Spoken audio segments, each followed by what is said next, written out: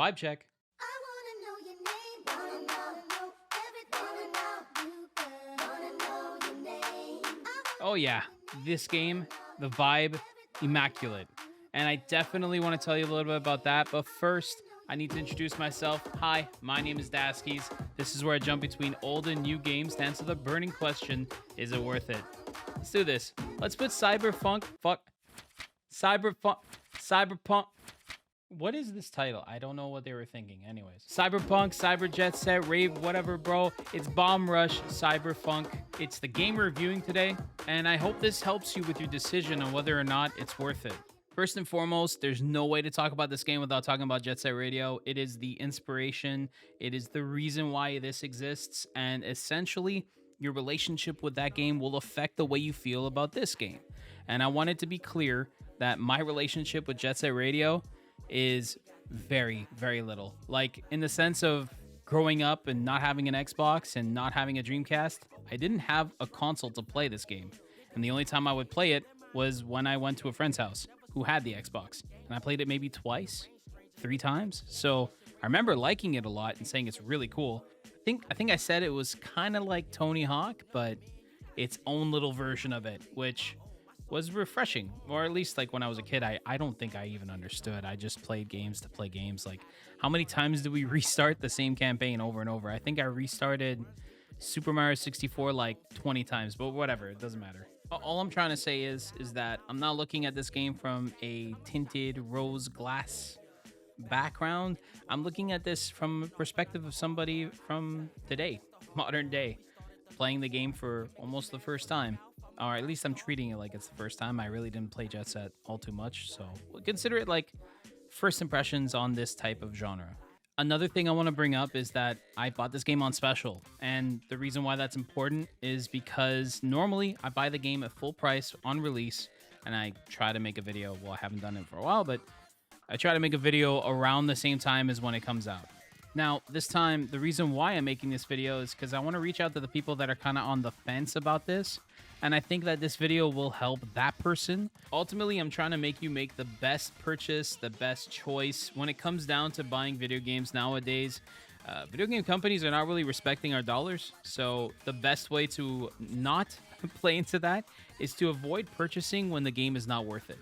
So let's see if that cheddar fromage, that gouda feta in your pocket, that big dollar bills needs to stay in there or not. We're gonna start off with the story.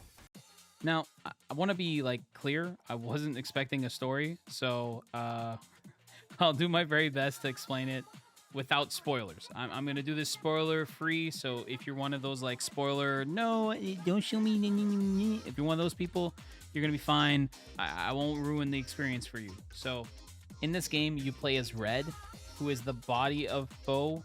And Foe's one of the 3 legendary samurais. No, I'm kidding. He's one of the 3 biggest gang leaders and tag artists. I don't know what they call themselves. I think they're gang members. But essentially, Foe gets bodied pretty early, or debodied. I don't know how to explain that, but yeah, he gets his head chopped off like right at the beginning of the game. Then you become Red. Think of it like Foe's body, but now he's adopted a little robot head. It's a cool concept, and it's interesting enough, the story, to keep me enticed. The core of this game is pretty simple. You end up joining the Bomb Rush crew. The Bomb Rush crew wants to go All City, and so do you. To explain what All City is, essentially, by spraying over the other actual gang's tags, you're taking their rep away from them. And slowly, they're losing their bitches. No, I'm kidding. But essentially, they challenge each other to a battle. Think of it like whoever wins this combo point off or whatever it is. It's like a contest. Becomes like the actual team that's the closest to getting to All City. It's a cool concept. Instead of having bosses, it becomes like a little break from all the platforming, which I enjoy the platforming, don't get me wrong, but it's a nice little change of pace from the very calm, relaxed, cool, collected, I'm gonna go and do all the little tags here and there on the level, or get like a little Simon Says mission from somebody. The contests actually ended up becoming one of the things I look forward to the most in this game. Feeling like that little challenge, or that I need to stay ahead of the other team, or maybe if they were ahead of you, or if you messed up, you had to like be perfect for the rest of the match, or whatever it was fun and intuitive. I wish the game was a little harder, even though there's a lot of moments where it just became mundanely easy. But other than that, it was a lot of fun. Towards the end of the game, you start really ramping up and these numbers start getting ridiculous. And that's where you're like, okay, this is the challenge. This game does a lot, and I really appreciate it. I honestly, for everything that it is so much fun. You have no idea. There's only one issue. It's kind of the jack of all trades. Well, not really. It has one thing that really stands out on, but it has a good combo system. The level design is great. It's snappy. It's a good feeling game, right? But it's not anything like contextually towards the actual gameplay itself. It's not redefining any genre, or it's the same game you've probably played in Jet Set Radio or very similar to. The one thing, the masterclass thing that this game does, that is like the one takeaway that I will say will not be touched by most games that come out, is the soundtrack. You've been listening to it the whole time in this video. Each one of these songs are just some of the songs that play. There is one song that I've played for some of my friends, well, all of my friends that I've been talking to, because I've been talking about this game for the last few weeks now that I've been editing a video, but one song that has been the unrivaled, uncontested earworm champion that wiggles its way into your brain and doesn't let you escape, and it's Condensed Milk. Now, this song is so good that I'm willing to challenge you, the viewer, to listen to it. And if you don't hear the vibe that's resonating from this song, if your toes not tapping the bottom of your floor, if you're not chilling, then I don't know, man. But I'm going to play a little bit right now. It's coming up in 3, 2, 1. Laptop boy boy.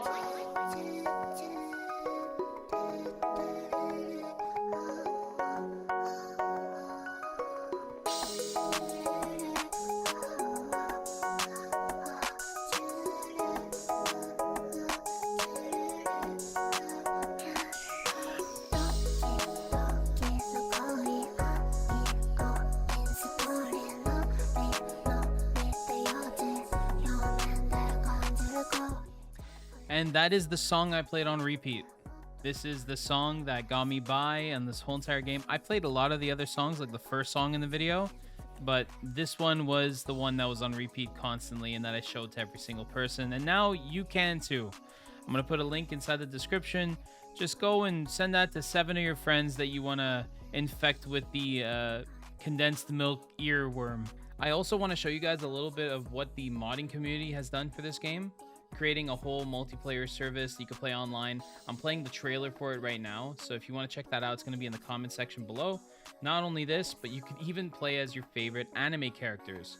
There's some gameplay of somebody playing as Goku, and I find this so sick. And I'm actually going to install this as soon as I'm done editing, but what I really want to push home is that even after you beat the game, there's a lot to experience in the game itself, and you could mod it to the gills and be able to do a load of stuff. So if you're somebody who likes tinkering around with programs or games, this is definitely going to scratch a little itch for you. And like before, if you want to watch the full video of Goku, link in description. Another thing that I found funny and I found out while recording is the camera is hilarious. Just look at the character model while I'm running around in this area. It's check this out. Look at little pom-pom. It's killing me. So I'm gonna be honest, I think I spent a little bit too much time just messing around with the camera and the pom-pom while finishing up my recordings. I discovered it, and I'm not proud of myself, and it's the little things in life you gotta really enjoy. So this is definitely one of those things. It's time to talk about whether or not Bomb Rush Cyberfunk is worth it. After covering everything that I've spoken about and all the things that are associated, we have to bring up the one crucial point: its price point. As of the moment right now, it's the winter sale for Christmas and Boxing Day and everything associated. So in Canada, the game's retailing for $41.59. Not a bad price at all. I think that $40 is a fair price to pay. And the $51.99 looked a little steep to me at the beginning, but now that I've played the game and I know that this is in the ballpark of what to expect, like this type of collectathon platformer, I can easily say that this game is worth every single dollar. And to go and turn around and say you have to buy this on a special for it to be worth it would be a disservice to the company. They did a great job. They made a great product. There's a lot of longevity with the mods that exist out there, and I think it's worth every single dollar. But I also want to know what you guys think. Did you enjoy the game? Did you play it? Did you not enjoy it? Leave a comment in the comment section below and let me know what you think. So far, that's it. Thank you for coming. All the best. Never change. Watch out for strangers and look both ways for crossing the street. And yeah, I love you, you beautiful bastards.